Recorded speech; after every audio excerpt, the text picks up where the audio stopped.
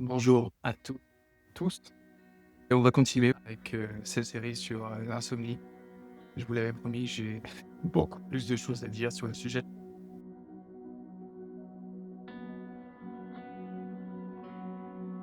Continuons justement sur les bases même de l'insomnie.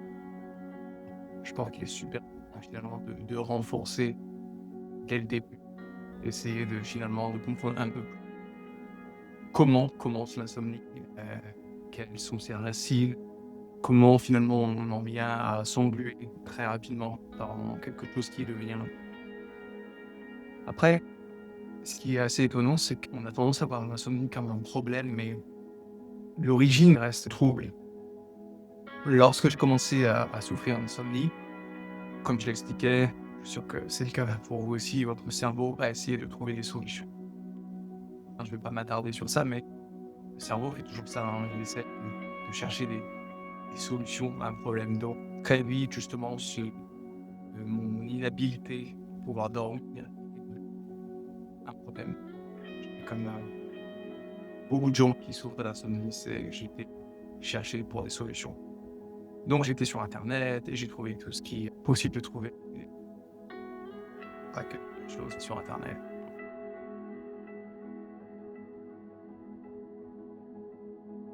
On a souvent tendance à regarder l'insomnie sous le mauvais angle.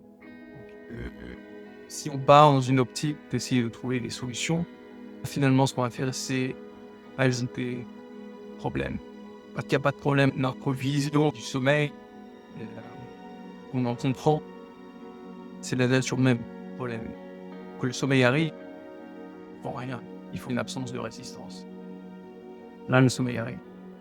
Maintenant, de même logique d'insomnie, c'est un peu comme ça que ça se passe. Ça va être le modèle finalement d'une flèche. Il y a plusieurs intervenants.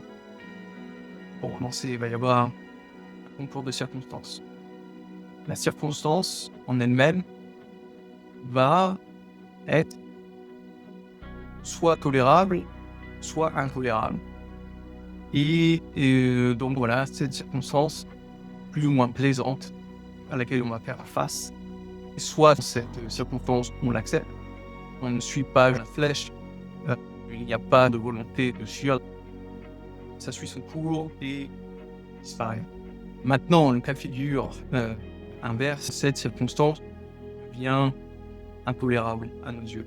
Quelque chose que finalement on n'est pas en mesure d'accepter. Donc, il va y avoir un désir de fuir cette situation. Il y a un degré de souffrance et de difficulté.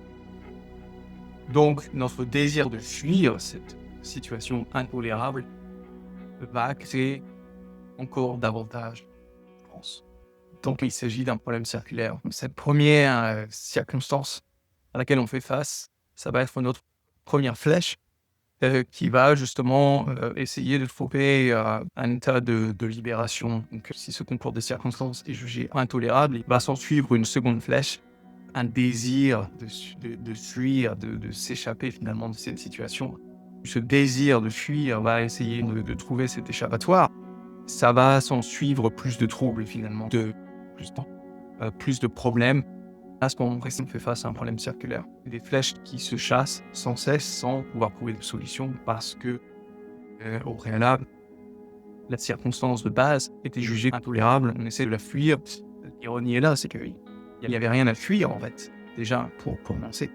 Maintenant, on va mettre des mots sur ce modèle, sur ces flèches. La circonstance de base, c'est, cette nuit, vous avez mal dormi, quelques nuits pour lesquelles vous avez mal dormi. Il peut y avoir des raisons, externes à ce manque de sommeil, hein. Peut-être que vous aviez, plus de stress, un moment précis dans votre vie. Donc ça peut arriver effectivement que lorsqu'on souffre davantage de stress, le stress nous suit jusque dans notre lit, le sommeil peut être touché par ce stress. Après ça peut être que vous avez un enfant en bas âge, ce qui fait que, vos nuits sont et donc ça c'est possible. Bah, peu importe les raisons externes, là, vraiment on est dans le domaine de l'externe. Bon, ces circonstances sont devenues très vite intolérables. Maintenant, la seconde flèche, ça va être ce désir de fuir cette situation intolérable, inconfortable. On ne s'explique pas forcément. Ça va être ce désir de fuir qui fait que finalement, ça va apporter plus, plus de problèmes, plus de troubles. À partir de ce moment-là, vous allez chasser le sommeil, vous essayez de l'atteindre à tout prix. Donc finalement, comme je l'avais expliqué au préalable, hein, c'est que plus on chasse le sommeil, moins le sommeil intervient. Donc là, effectivement, c'est la nature circulaire du problème. Plus on va chasser le sommeil, moins il y aura de sommeil. Plus la situation devient intolérable, plus on va essayer de chasser le sommeil, plus on va passer de temps sur Internet à essayer de trouver des solutions. On va essayer de ceci, on va essayer de cela, rien ne marche. Plus on commence à se dire que non, il y a un problème. On n'est pas comme les autres.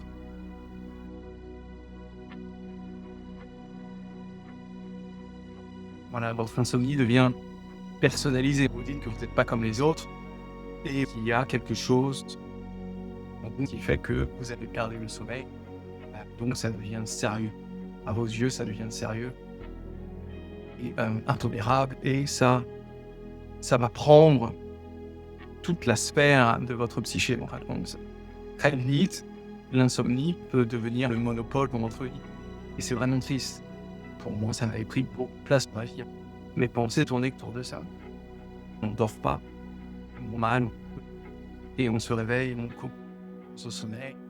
Et voilà, la journée, les pensées sont focalisées sur le sommeil, on se sent exténué, on se sent vraiment vide au bout du rouleau. On n'a pas d'énergie pour rien, on n'a pas de désir pour d'autres choses. Après, donc finalement, il y a les pensées qui vont vous ramener à la nuit prochaine, à savoir comment on va faire face, est-ce qu'on va dormir, beaucoup de tristesse, et des mois. Et c'est une situation qui peut devenir intolérable. Les gens vont parfois fuir la sphère publique parce qu'ils ne se sentent plus capables de faire face au monde externe. Il y a un retrait sur soi. Voilà, on a tendance vraiment à minimiser nos sphères de vie autour du sommeil. On va s'empêcher de sortir. Les gens nous invitent pour participer à un événement social. Non, on va refuser. On va refuser parce qu'on se dit que soit on va pas être capable. Donc ça veut dire quoi? Ça veut dire beaucoup de choses. Ça veut dire qu'une partie de nous ne sont pas capables parce qu'on pense qu'on n'est pas assez bien pour faire face aux gens. On n'est pas suffisamment en capacité. On se dit qu'on n'a pas suffisamment à apporter. Et on pense aussi qu'on va souffrir. Malheureusement, parce qu'on est dans un état de fatigue extrême, pas forcément naturellement au maximum de nos capacités. Et nos pensées sont toujours tournées sur le sommeil. Donc, il peut y avoir des difficultés de concentration. Pas seulement parce qu'on est dans un état de fatigue, mais parce que ces pensées nous ramènent toujours au sommeil. On peut avoir du mal à se concentrer sur une situation. On peut faire face à quelque chose de très beau. Je ne sais pas, vous allez aller à une exposition, voilà, un garnissage, peu importe la beauté à laquelle vous faites face, vous allez essayer de fuir le monde. Parce que vous dites, je ne suis pas là où je devrais peut-être être à la maison, en train de me reposer, en train de finalement d'épargner mon énergie. Donc, effectivement, c'est là où ça se joue.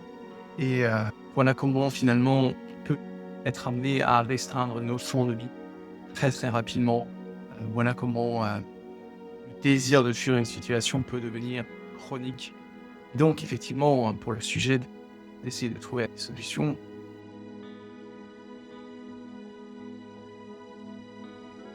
on va filtrer l'internet, essayer de trouver des solutions en tout genre. On peut aller naturellement vers la direction des médicaments, des somnifères. J'ai parlé de préalable dans la vidéo précédente, j'ai parlé de l'hygiène du sommeil. C'est tous ces rituels qui vont essayer de faire nous sentir mieux par rapport au sommeil, parce qu'on se dit qu'on a besoin de quelque chose pour faire face à ça. Donc ça va être quelque chose qui nous fait nous sentir mieux et qui nous fait dire que voilà, là on n'a plus rien à faire parce que cet objet en question va s'occuper de tout pour nous. Et là, ça traduit justement le fait qu'il y a un problème dans notre mode de pensée. C'est penser qu'on a besoin de quelque chose pour atteindre le sommeil. Ça se joue là. Je vais sans cesse renforcer cet aspect parce que c'est vraiment primordial. C'est penser qu'on a besoin de quelque chose pour atteindre le sommeil. Là maintenant, votre attention est dédiée au sommeil à 100%, presque.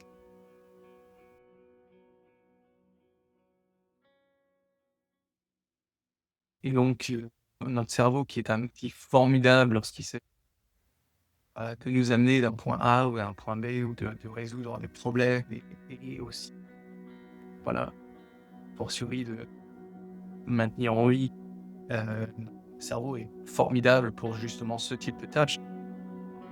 Mais là, on a mis notre cerveau à la tâche pour une tâche qui n'a pas lieu d'être. Notre cerveau, aussi formidable soit-il, pas le plus à même de résoudre ce problème parce qu'il y a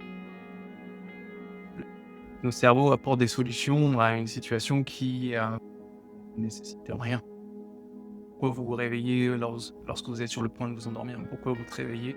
Parce que le cerveau a compris que vous mettiez beaucoup d'attention dans le sommeil. Par contre, le cerveau n'est pas fait pour faire la part des choses. Il a compris que c'était en rapport avec le sommeil, mais pas plus. Voilà. Il a compris il y avait quelque chose à investir dans le registre du sommeil, mais il ne sait pas si finalement ce que vous cherchez, c'est d'atteindre le sommeil ou de fuir le sommeil. Donc le cerveau va regarder le sommeil de manière globale, en le voyant comme un ennemi potentiel, et il va essayer absolument de vous protéger. Ça veut dire que vous vous sentez vous endormi, vous êtes sur le point de partir, et votre cerveau va vous réveiller en disant non, rappelle-toi, quelque chose là. Le sommeil, c'est important pour toi. Il y a un ennemi potentiel, je te réveille, comme ça, je te protège et je te maintiens en vie. Ah ouais. C'est absurde, hein, c'est presque absurde, mais voilà, c'est comme ça que ça se passe. Donc maintenant, effectivement, nous, en tant qu'humains, on se dit, mais c'est pas possible, je suis sur le point de m'endormir, j'ai jamais eu de problème avant. Là maintenant, voilà, à chaque fois que je suis en train de m'endormir, mon sommeil me réveille en sursaut. Qu'est-ce qui se passe? Donc c'est le problème circulaire vis-à-vis du sommeil et notre attachement, notre désir vis-à-vis du sommeil qui maintient cette situation préalable, pénible, très innocente. C'est quelques mauvaises nuits. Maintenant, on vit dans une société où le sommeil, tout le monde en parle. On parle beaucoup, on parle, comme je disais, on ne parle pas forcément bien, donc ça génère beaucoup d'anxiété, peur, qui ne sont pas forcément adressées. On fait stresser beaucoup par rapport au sommeil, par rapport à la santé, pas suffisamment, si on n'atteint pas 8 heures de sommeil par nuit, ce qui va se passer, on va être malade, etc., etc. Donc voilà, effectivement, ce stress est généré. Donc, cette situation bien innocente, on va y faire face, pas de la bonne manière, malheureusement, parce que voilà, on va réagir en se disant, oh là là, il y a quelque chose qu'il faut absolument gérer, il faut que je mette de l'attention par rapport à ça. Et va se suivre cette flèche du sommeil qui va faire face à un mur. Donc la prochaine flèche va vers le domaine du désir et essayer d'atteindre le sommeil. Cette flèche, évidemment, on n'atteint pas le sommeil. Et l'autre flèche va revenir sur la situation en elle-même. Et la situation est devenue plus compliquée parce qu'on a atteint moins de sommeil. Donc il y a ce trop-plein de frustration qui s'auto-régénère.